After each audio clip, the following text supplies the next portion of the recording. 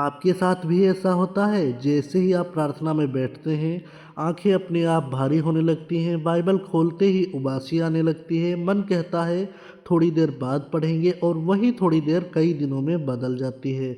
अगर हाँ, तो ध्यान से सुनिए, आप बुरे मसीही नहीं हैं, आप में विश्वास की कमी नहीं है, बल्कि यह एक आत्मिक संघर्ष है, यह एक स्पिरिचुअल बैटल है, जिसे हर सच्चा विश्वासी कभी न कभी अपने जीवन में ज़रूर फेस करता है।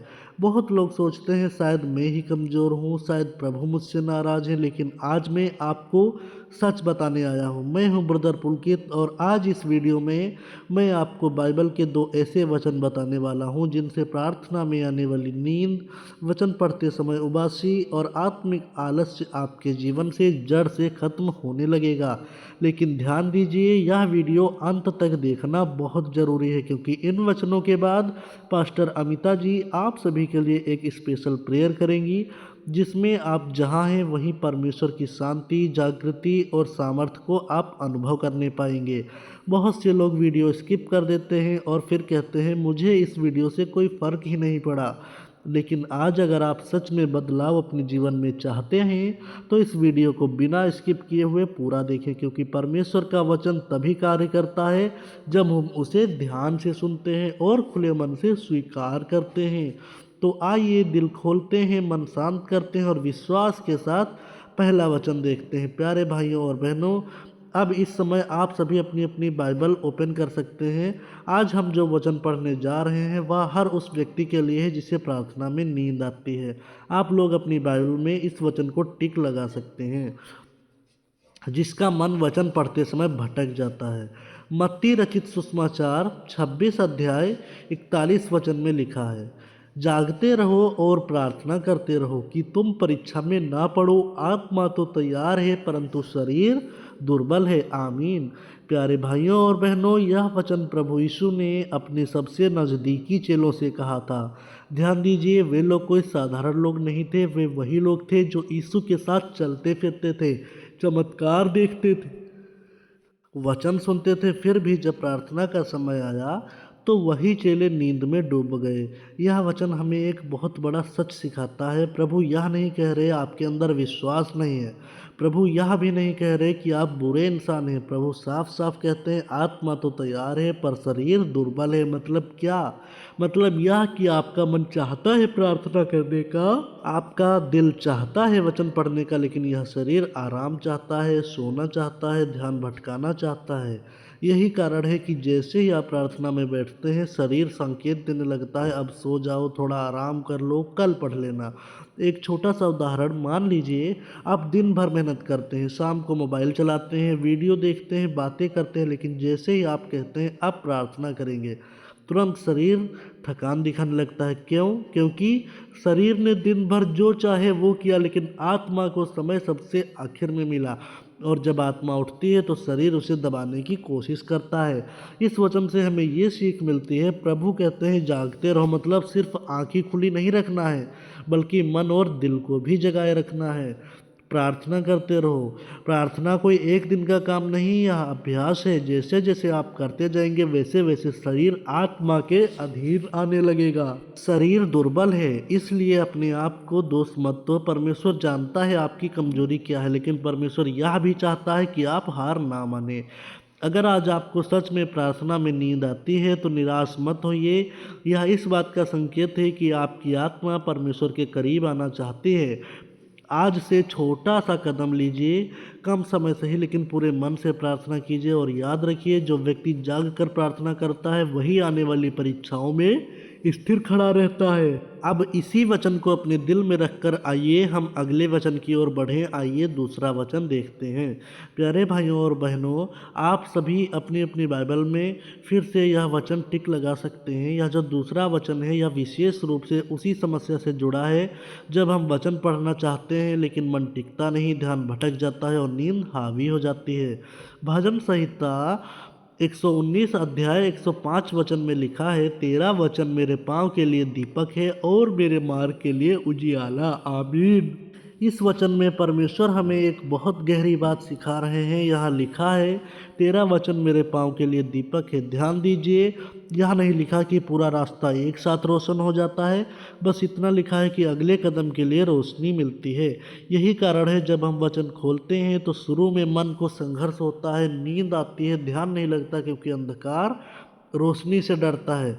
उदाहरण से आप लोग समझ सकते हैं, मान लीजिए रात का समय है और आप अंधेरे रास्ते पर चल रहे हैं। अगर आपके हाथ में एक छोटा सा दीपक हो तो वह पूरा रास्ता नहीं दिखाएगा, लेकिन एक एक कदम सुरक्षित चलने के लिए पर्याप्त होगा, काफ़ी होगा। ठीक वैसे ही परमेश्वर का वचन आपको पूरा जीवन एक साथ नहीं समझाता, लेकिन आज क्या करना है, आज कैसे सोचना है, आज कैसे प्रार्थना करनी है, यह जरूर दिखाता है। फिर नींद क्यों आती है, ये क्वेश्चन आपके मन में है। जब आप वचन पढ़ते हैं तो वह वचन आपके जीवन के अंधेरे हिस्सों को रोशन करने लगता है, और जहाँ रोशनी आती है वहाँ आलस, ध्यान भटकाव और आत्मिक सुस्ती टिक नहीं पाती। इसलिए शुरुआत में शरीर विरोध करता है, नींद आती है, मन कहता है बंद कर दो, कल पढ़ेंगे, लेकिन यही वह समय है जब आपको समझना है वचन कार्य कर रहा है। इस वचन से हमें क्या सीख मिलती है? वचन के बिना जीवन अंधकार में रहता है। चाहे हम कितने भी समझदार क्यों ना हो, वचन के बिना सही दिशा नहीं मिलती। वचन धीरे धीरे असर करता है, एक दिन में सब कुछ नहीं बदलता, लेकिन हर दिन थोड़ा थोड़ा अंदर परिवर्तन आता रहता है। जहाँ वचन है वहाँ जागृति है। जिस जीवन में वचन बस जाता है वहाँ आत्मिक नींद हमेशा के लिए नहीं टिक पाती। अगर आज आपको बाइबल पढ़ते समय नींद आती है तो हार मत मानिए, शायद आज के वचन आपके जीवन का सबसे ज़रूरी दीपक बनना चाहते हैं।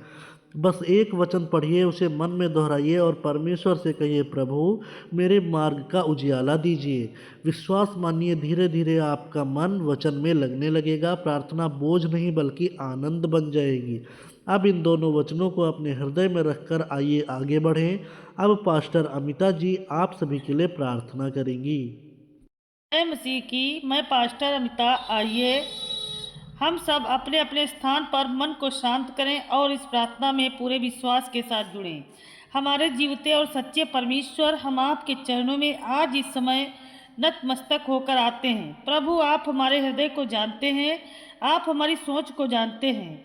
आप जानते हैं कि कितनी बार हम प्रार्थना करना चाहते हैं लेकिन शरीर साथ नहीं देता, मन भटक जाता है और नींद हम पर हावी हो जाती है। प्रभु, आज हम यह स्वीकार करते हैं कि हम कमज़ोर हैं, लेकिन आप सामर्थी हैं। हे प्रभु, आज इस प्रार्थना में जो भी भाई और बहन जहाँ कहीं भी है, जो मोबाइल के सामने बैठे हैं, जो कान लगाकर सुन रहे हैं, उनके ऊपर अपनी पवित्र उपस्थिति को उतारिए। प्रभु, हर उस आत्मिक नींद को जो वचन पढ़ते समय आती है, हर उस आलस्य को जो प्रार्थना के समय हमारे मन को जकड़ लेता है, आज आपके नाम से हम दूर करने की प्रार्थना करते हैं। हे पिता परमेश्वर, आपने कहा है कि आपका वचन जीवित और प्रभावशाली है, तो आज हमारे जीवन में उस वचन की जीवंतता को फिर से जगा दीजिए। प्रभु जी, जहाँ मन भटकता है वहाँ स्थिरता दीजिए, जहाँ आंखें भारी होती हैं वहाँ जागृत दीजिए, जहाँ दिल ठंडा पड़ गया है वहाँ अपनी आग को जला दीजिए। हे प्रभु, आज हर उस व्यक्ति को छुए जो अकेले में रहता है। मुझसे प्रार्थना नहीं हो पाती, मुझसे वचन नहीं पढ़ा जाता। प्रभु, आप ऐसे किसी भी व्यक्ति को कमज़ोर नहीं कहते, बल्कि आप उसे अपने पास बुलाते हैं। आज आप हर टूटे मन को सांत्वना दीजिए, हर थके हुए शरीर को नई शक्ति दीजिए और हर बुझती हुई आत्मा में नया प्रकाश भर दीजिए। आज हमारे घरों में प्रार्थना का वातावरण बनाइए, हमारे मन में वचन के लिए भूख पैदा कीजिए और हमारे समय को अपने लिए अलग करना सिखाइए। प्रभु, हम आपसे यह भी प्रार्थना करते हैं कि जब भी हम आपके वचन को खोलें तो वह हमारे लिए बोझ नहीं बल्कि जीवन बन जाए। हे पिता, आज बच्चों से लेकर बुजुर्गों तक, नए विश्वासियों से लेकर पुराने सेवकों तक, सबके भीतर आत्मिक जागृत हो, फिर से जीवित कीजिए। प्रभु, आज जो भी इस प्रार्थना में जुड़े हुए हैं उनके मन की हर रुकावट को आप स्वयं हटाइए, उनके हृदय को अपने प्रेम से भरते जाइए, उनकी आत्मा को अपनी शांति से ढकते जाइए। प्रभु, आज हम आपसे यह भी प्रार्थना करते हैं कि जिस समय हम आपका वचन खोलते हैं, उसी समय हर प्रकार का भय, हर प्रकार की उलझन और हर प्रकार की आत्मिक सुस्ती हमसे दूर हो जाती। प्रभु, कई बार हम वचन पढ़ते हैं लेकिन समझ नहीं पाते, शब्द आंखों के सामने होते हैं पर अर्थ दिल तक नहीं पहुंचता। आज आप हमारे मन को खोलिए, हमारी समझ को प्रकाशित कीजिए, ताकि आपका वचन सिर्फ पढ़ा न जाए बल्कि जिया जा सके। हे पिता, जहाँ हमारा मन दुनिया की बातों में उलझा रहता है, जहाँ मोबाइल, काम, चिंता हमारा ध्यान बांट लेते हैं, वहाँ आप अपनी शांति को स्थापित कीजिए। प्रभु, आज हम यह प्रार्थना करते हैं कि आप हमारे समय को पवित्र कीजिए। जिस समय को हम थका हुआ समझते हैं, उसी समय को आप अपने लिए उपयोगी बनाइए। हे प्रभु, जब हम रात में प्रार्थना के लिए बैठते हैं तो हमारी आंखों को नींद से भारी नहीं बल्कि जागृत से भर दीजिए। जब हम सुबह आपका नाम लेने के लिए उठते हैं तो हमारे मन में आलस्य नहीं बल्कि नई उमंग भर दीजिए। प्रभु, आप जानते हैं कि कितने लोग मन ही मन रोते हैं और कहते हैं, मैं चाहता हूँ कि मैं बहुत प्रभु के करीब हूँ, लेकिन फिर भी संघर्ष हार जाते हैं। आज आप ऐसे हर दिल को छू लीजिए, हर ऐसे मन को थाम लीजिए परमेश्वर, और उन्हें यह एहसास दिलाइए कि आप उनसे दूर नहीं बल्कि बहुत पास हैं। हे पिता, आज जो माता पिता अपने बच्चों के लिए प्रार्थना करना चाहते हैं लेकिन थक जाते हैं, जो सेवक दूसरों के लिए प्रार्थना करते करते खुद खाली महसूस करते, जो भाई और बहन लंबे समय से आत्मिक सूखेपन में है, उन सब पर अपनी ताजगी को उड़ेल दीजिए। प्रभु, जहाँ प्रार्थना बोझ बन गई है वहाँ उसे आनंद बना दीजिए। जहाँ वचन पढ़ना कर्तव्य बन गया है वहाँ से जीवन का स्वाद बना दीजिए। हे प्रभु, हम यह भी प्रार्थना करते हैं कि जब भी शैतान हमें यह महसूस कराए कि आज मत पढ़ो, आज मत प्रार्थना करो, उसी समय आपकी आत्मा हमारे भीतर सामर्थ्य के साथ खड़ी हो जाए। प्रभु, हमारे कानों को आपकी आवाज़ के लिए संवेदनशील बनाइए, हमारी आंखों को आपके मार्ग देखने के लिए खोलिए और हमारे हृदय को आपके प्रेम में स्थिर कीजिए। हे पिता परमेश्वर, आज हम अपने घरों को आपके चरणों में सौंपते हैं। हमारे कमरों को प्रार्थना का स्थान बनाइए, हमारे हाथों को वचन पकड़ने के लिए तैयार कीजिए और हमारे होठों को आपका नाम लेने में कभी न थकने दीजिए। प्रभु, आज जो भी इस प्रार्थना में जुड़े हुए हैं उनकी आत्मा पर आप धीरे धीरे काम करते जाइए, उनके मन की परतों को एक एक करके खोलते जाइए और उनके जीवन में अपनी उपस्थिति को और गहरा करते जाइए। प्रभु, इस प्रार्थना के समय हम अनुभव कर रहे हैं कि आप जीवित होकर अपने लोगों के बीच में कार्य कर रहे हैं। प्रभु, हम देख रहे हैं कि कोई बहन राजस्थान से जुड़ी हुई है जो लंबे समय से प्रार्थना करना चाहती है, लेकिन हर बार मन भारी हो जाता है, नींद हावी हो जाती है और बाद में वह खुद को दोषी महसूस करती है। प्रभु, आज आप उस बहन के मन को अपनी शांति से ढक दीजिए, उस अपराध बोध को दूर कीजिए और उसके भीतर नई आत्मिक ताजगी भर दीजिए। प्रभु, हम यह भी महसूस कर रहे हैं कि कोई भाई अपने घर की जिम्मेदारियों से इतना थक चुका है कि जब वह वचन खोलता है तो आंखें बंद होने लगती है। पिता, आज आप उस भाई को यह एहसास दिलाइए कि आप उनकी मेहनत देख रहे हैं और उसकी थोड़ी सी प्रार्थना भी आपके लिए अनमोल है। प्रभु, हम देख रहे हैं कि कोई युवा जो सच्चे मन से आपके पास आना चाहता है, लेकिन मोबाइल दुनिया की बातें और मन की उलझने उसका ध्यान भटका देती हैं। आज आप उस युवा के मन को स्थिरता दीजिए, उसकी सोच को शुद्ध कीजिए और उसे यह सामर्थ्य दीजिए कि वह वचन में आनंद पाए। हे प्रभु, हम यह भी अनुभव कर रहे हैं कि कोई माता जो अपने बच्चों के लिए प्रार्थना करना चाहती लेकिन थकान के कारण वचन के बीच में नींद में चली जाती है। हालेलुया।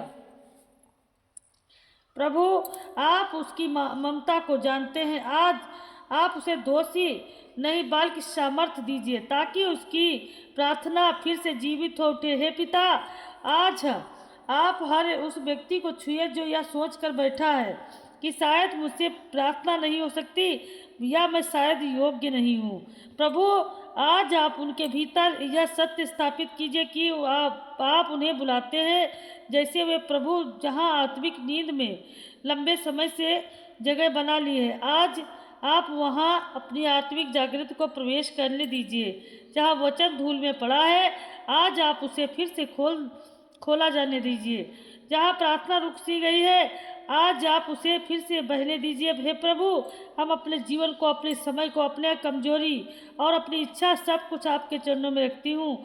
आज के बाद जब भी हम यह वचन खोलें तो नींद नहीं बल्कि समझ आए।